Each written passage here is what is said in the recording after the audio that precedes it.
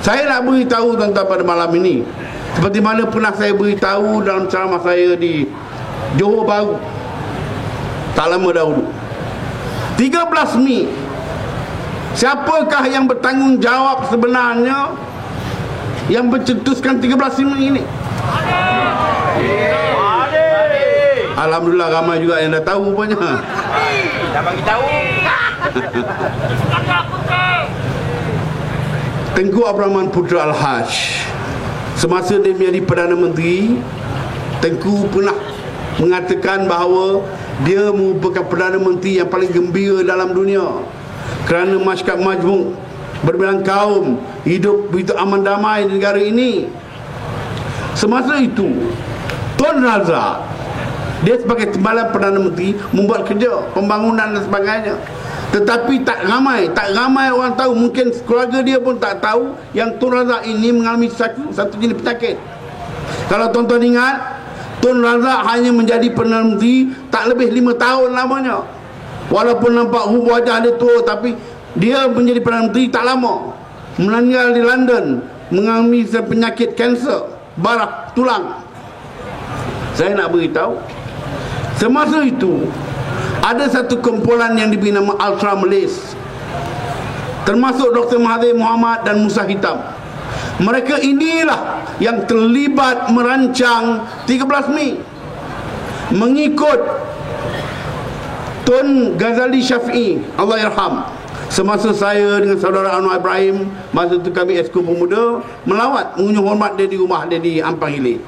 Saya masih ingat lagi, Ghazali Syafi'i beritahu kami, dia kata 13 Mei ialah ku ataupun rampasan kuasa kecil, mini ku yang dirancang oleh pihak UMNO tetapi menyalahkan orang Cina. Ini sebenarnya berlaku.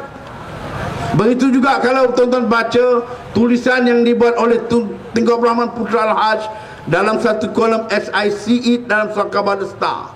Surat Khabar Star itu untuk makluman tuan-tuan, Star bermakna suara Tengku Abdul Rahman Putra, suara Tengku Abdul Rahman. 2 tahun sebelum Tengku meninggal, Tengku menulis mengatakan bahawa Tun Razak, Dr. Mahathir terlibat menggulingkan dia dalam 13 Mei, pertempuran darah 13 Mei. Begitu juga banyak tulisan-tulisan yang dibuat. Dr. Mahathir selepas 13 Mei, dia menulis surat, apa yang dipanggil the yellow letters atau surat kuning, memaki hamun Tengku Abdul Rahman Putra Al-Haj, mengatakan Tengku mempunyai maruah, Tengku patut letak jawatan kerana Tengku memberi muka sangat kepada orang Cina dan orang India. Masa itu, sebelum Tengku letak jawatan, Tengku sebagai Presiden UMNO telah memanggil satu mesyuarat tergempar dan membuat keputusan memecat Dr. Mahathir sebagai ahli UMNO. Musa Hitam juga telah ambil tindakan disiplin. Tetapi apa yang berlaku? Selepas Tengku meletakkan jawatan sebagai Perdana Menteri, Tun Razak dinaikkan sebagai Perdana Menteri. Di Morib, orang pertama yang diambil pulang balik ke pangkuan UMNO oleh Tun Razak ialah Dr. Mahathir Mohamad. Sedangkan sepatutnya Tun Razak masa itu memberi muka atau penghormatan kepada Tengku yang masih hidup lagi. Kerana Tengku lah yang memecat Mahathir, tetapi Tun Razak apabila dia ambil alih, dia terus mengambil balik, menjemput balik Mahathir sebagai ahli UMNO. Tak cukup dengan itu, Dr. Mahathir diberi satu jawatan penting, iaitu Menteri Pelajaran. Saya masih ingat sebagai pemerhati masa itu di Hilton Kuala Lumpur, Tun Razak berkempen menyebut nama Ghaffar Baba, Tengku Razali dan Mahathir untuk mereka menang naik Presiden UMNO. Mengapa nama Dr. Mahathir disebut oleh Tun Razak? Mengapa Tun Razak kempen untuk Dr. Mahathir? Tak lain tak bukan untuk membayar balik hutang as a gift, sebagai balasan kepada Dr. Mahathir yang sama-sama menurunkan Tengku Abdul Rahman. Itu cerita sebenarnya. Tetapi mereka menyalahkan pihak-pihak Cina dan juga DAP. Saya nak beritahu pasal apa Mahathir cukup benci pada Lim Kee Siang. Sebab Lim Kee Siang semasa dia menjadi ahli parlimen, tiap-tiap kali penyelewengan dilakukan oleh Dr. Mahathir, sama ada dia sebagai menteri ataupun Perdana Menteri maupun Perdana Menteri, Lim Kim Siang lah orang yang menentang dia habis-habisan. Dan Mahathir ialah seorang manusia yang amat pendendam. Kalau tuan-tuan ingat bagaimana dia buang Musa Hitam dahulu, melagakan Musa Hitam dengan Tengku Razali tahun 82, 84 dan sebagainya. Kemudian tu akhirnya Tengku Razali juga dibuang apabila UMNO itu diharamkan. Tengku Razali tidak diterima menjadi ahli UMNO baru masa itu. Kemudian menggunakan saudara Anwar Ibrahim menggulingkan Ghaffar Baba. Ini saya nak beritahu. Saya tak salahkan saudara Anwar, kerana masa itu dia seorang ahli politik yang muda. Saya beritahu saudara Anwar, saya kata kalau saya pun, kalau bos dah suruh, saya akan buat mengikut Tun Khalil Yaakob.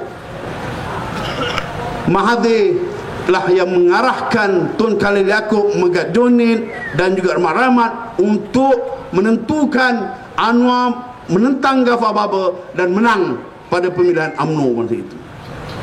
Ini kemudian dia salahkan Anwar hari ini. Dia kata Anwar gunakan duit begitu banyak nak jatuhkan Ghaffar Baba. Kalau dia tahu Anwar menggunakan duit begitu banyak nak jatuhkan arwah Pak Ghaffar Baba, mengapa dia tak berhentikan? Betul tak? Ini mainan Mahathir. Saya nak beritahu hari ini juga, oleh kerana dia terlibat dengan 13 Mei, dia nak salahkan siapa ni, Lim Kim Siang pada pilihan raya yang lepas, yang baru lepas. Di mana? Di Gelang Patah. Dia tuduh Lim Kim Siang orang yang bertanggungjawab yang mencetuskan 13 Mei. Walhal kita semua tahu Lim Kim Siang dah buat statement, polis pun dah menunjukkan gambar bahawa Lim Kim Siang tidak berada di Kuala Lumpur semasa 13 Mei.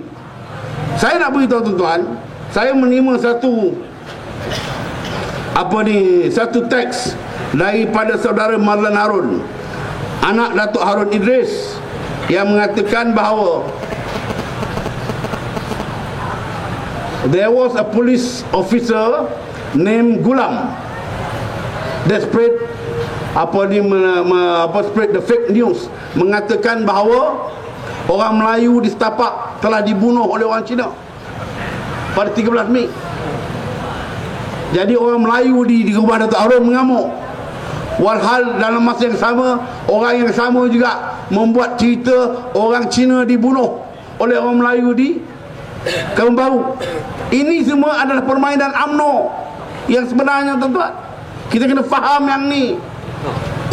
Sebenarnya DAP tidak pernah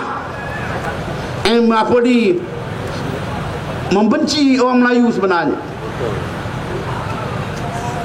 MCA yang ditubuhkan pada tahun 1951 sehingga hari ini, MCA tidak pernah membenarkan walau seorang pun orang Melayu menjadi ahli MCA. Betul atau tidak? Betul. Sebaliknya, DAP yang ditubuhkan pada tahun 66 lahir bersama DAP tak kurang 10,000 orang Melayu ketika itu, sehingga seorang orang Melayu bernama Daeng Ibrahim telah terpilih menjadi naib presiden parti DAP yang pertama dan bertanding di Greek. Diikuti oleh Ibrahim Saleh bertanding di Buntung Perak, Saleh Nakoda Hitam bertanding di Tapah, dan begitu juga Fadlan Yahya menjadi ahli Dewan Undangan Negeri di Perak selama 4 penggal atas tiket parti DAP. Tak kurang daripada 55 orang Melayu telah bertanding dalam pilihan raya, sama ada pilihan raya kecil ataupun pilihan umum, atas tiket parti DAP. Termasuk pilihan raya yang baru lepas ini, tak kurang 3 orang. Datuk Arif Sabri menang di Raub, Parlimen Raub atas tiket parti DAP. Apa Arif Sabri ni orang Cina? Dia orang Melayu. Anak Tan Sri Johari Zahril menang di Bukit Bendera dengan undi 40,000 lebih undi atas tiket parti DAP. Di Mentakap Dun begitu juga menang seorang Melayu bertanding atas tiket parti DAP. Sebaliknya, kita lihat, kita kaji, kita tanya, pernah tak parti MCA membenarkan orang Melayu bertanding atas tiket MCA? Jawabnya tidak ada. Elak. Tak ada. Tetapi mengapa mereka masih lagi menuduh seolah-olah parti DAP ini parti berkauman? Yang berkauman ialah UMNO DAP, UMNO MCA. UMNO pun tak pernah membenarkan orang bukan Melayu bertanding atas tiket parti UMNO, betul atau tidak? Tapi PAS melalui Dewan Himpunan Penyokong PAS di HPP pada pilihan raya yang baru lepas, 3 orang telah bertanding. Richard Wong bertanding di Bukit Asahan, seorang wanita bertanding lawyer bertanding di Ulu Tiram, dan seorang lagi Hong Pan Chow, presiden di HPP, bertanding di mana? Di Aitam. Soal menang kalah itu soal kedua, tetapi kita telah membuka langkah. UMNO tidak pernah membuat itu juga. Parti yang mengamalkan perkauman hari ini ialah UMNO, MCA dan MRC. Itu sebenar-benarnya. Dalam Pakatan Rakyat, parti DAP, saya dah terangkan tadi dah, ramai yang bertanding, ramai ahli. Hari ini pun daripada 100,000 ahli yang berdaftar, tak kurang 10,000 orang Melayu menjadi ahli. PAS pun begitu juga. Walaupun tidak menjadi ahli secara terus menjadi ahli PAS, tetapi melalui DSPP ada 40,000 orang yang bukan Islam hari ini memberi sokongan kepada PAS. Dan akhirnya Parti Keadilan.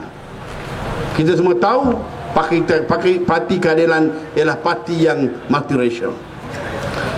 Jadi hari ini dah punang pun mereka masih lagi memainkan isu perkauman. Ini yang kita menjadi tak faham.